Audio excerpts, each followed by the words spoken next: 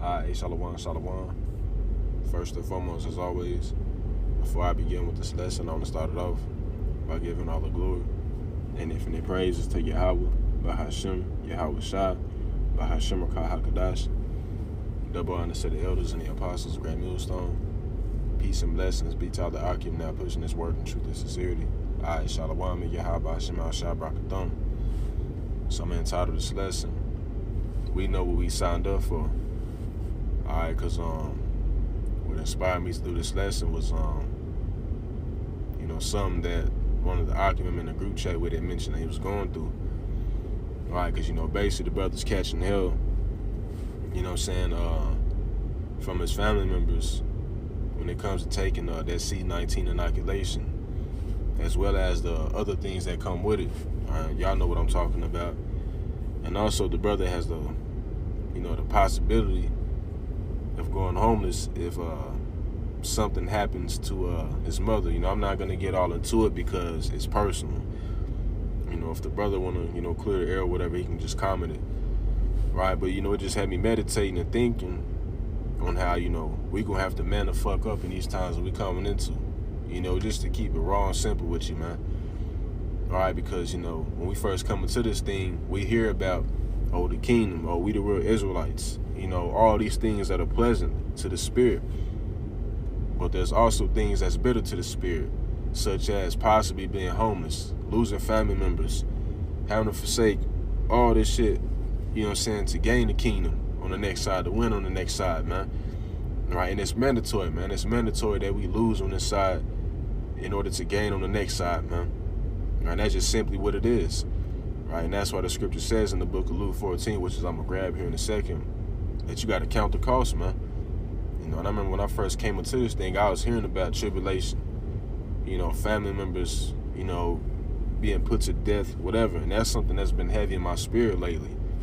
Every day I wake up and I think about it, you know what I'm saying? And really how I see it, man, is the Lord is basically just letting me know that at any moment, he can snatch one of my family members' spirit from him. And I'm just going to have to deal with it, man. That's what just come with this walk, all right? Which is a tightrope to the kingdom. And that's why I got this picture pulled up. All right, because shit, any little trial the Lord throw at you, any distraction, it can throw you off from your track, man. I don't know if brothers ever did this before, but you stand on the edge of something and you look up in the sky, you get wobbly and unbalanced and shit. That's how these distractions can be in these trials if you don't stay focused, man. Right? Keep your head on right, man. All right, so, basically what I just want to get into is just basically manning up, man. All right, because, even though we have the brotherhood, man, brothers can't get you salvation, man. Yeah, we can help each other out, inspire each other, do lessons, encourage each other, whatever, man. But at the end of the day, each and every brother is on their own walking path to the kingdom, man.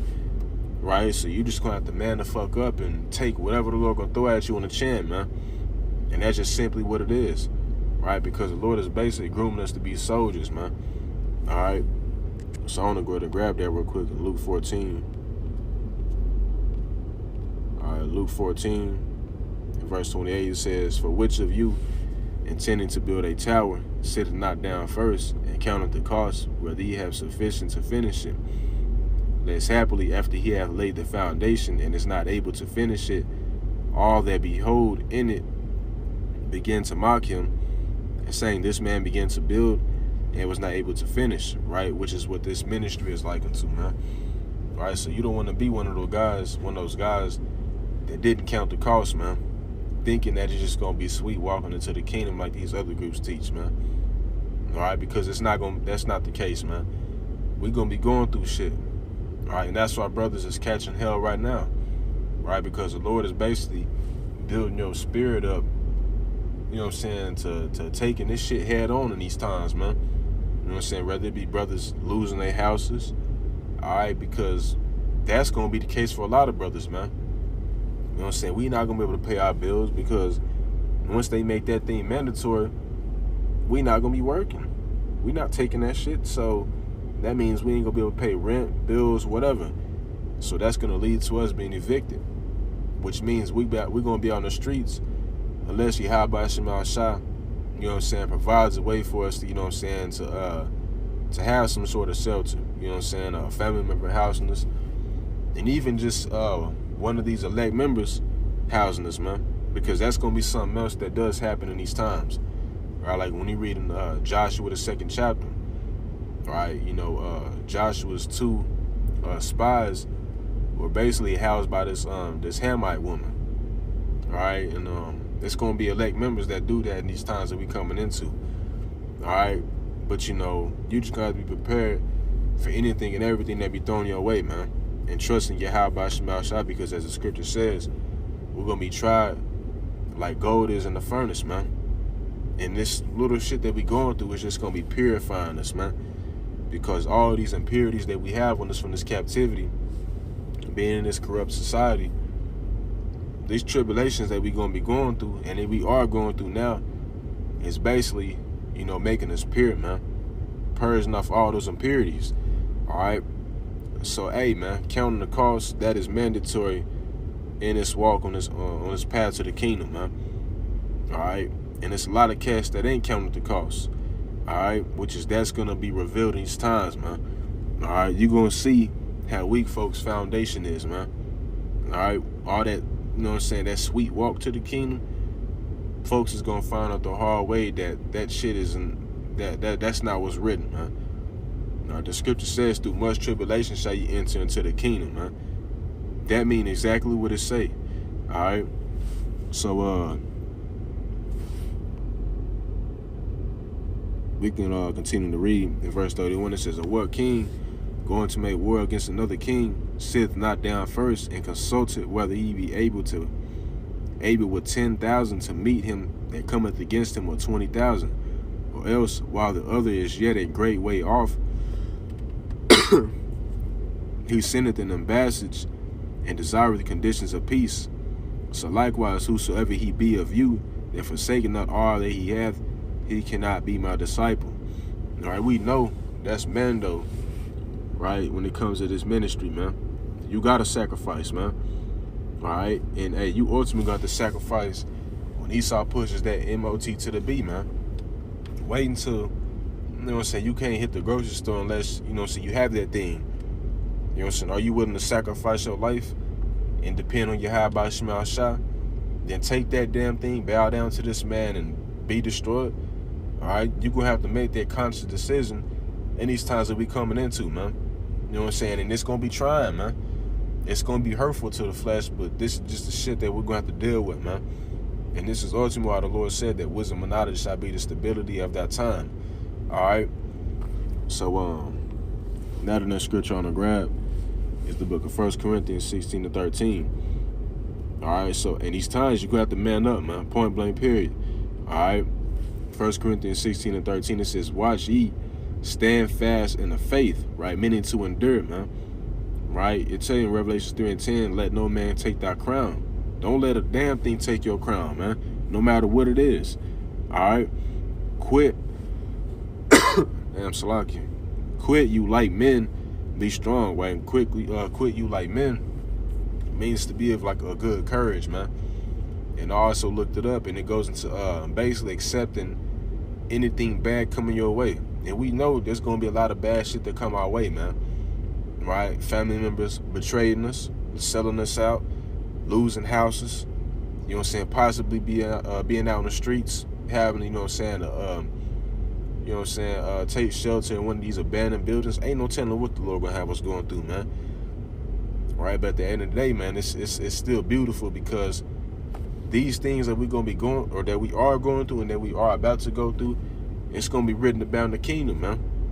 All right, as brothers always say, we gonna have stories written about us, man. And this is how you gotta look at it, man.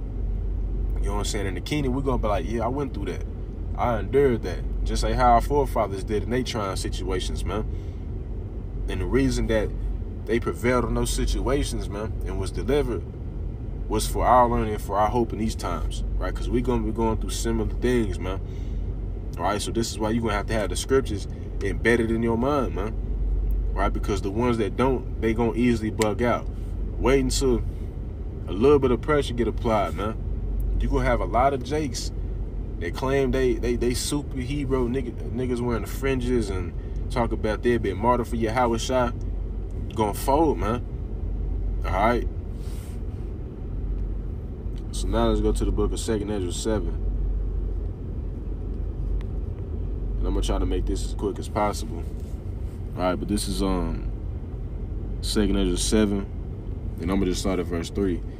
Alright, this is basically an angel, you know, speaking to Ezra. It says, and I said, speak on, my power. Then said he unto me, the sea is set in a wide place, that it might be deep and great. But put the case, the entrance were narrow and like a river. And this is how this walk is likened to, man. A narrow path, man, as it says in Matthew 7. It says, who then could go into the sea to look upon it and to rule it? If he went not through the narrow, how could he come into the bride? There is also another thing, a city is built and set upon a broad field and is full of all good things. The entrance thereof is narrow and is set in a dangerous place to fall, like as if there were a fire on the right hand and on the left a deep water. Right, and that's how this walk and this truth is like, man. You know what I'm saying? Shit, you got fire on the right and you got water on the left, man. You know what I'm saying? Tsunamis and shit. You know what I'm saying? And like I mentioned at the beginning of this lesson, if you look up, man, while being on that tightrope, you're going to get the wiggling and jiggling, and next thing you know, you done fell out, man. Right? That's how you can be in this walk, man. You know what I'm saying? If you don't keep your head on right, man, going through the shit that you're going to be going through and that you are going through, man. Because you got Jake, they'll lose a family member, and I know a brother personally that I was, you know what I'm saying, real cool with and close with. You know what I'm saying? Well, was my dog, man. All right, and he fell out the truth. You know what I'm saying? I believe due to his pops passing away. All right, and that's not the first time that Jake has fell out due to that reason. So that's why, you know what I'm saying, you just got to accept the fact that, hey, you got family that's just going to pass away, family that you real close to. And that's just the shit you got to accept, man. All right? And if you can't accept it, then you're not worthy of being Yahweh Shai's disciple, man. Right? Because that's what come with it, man. That's what come with the business, man. All right? It says, Salakia, verse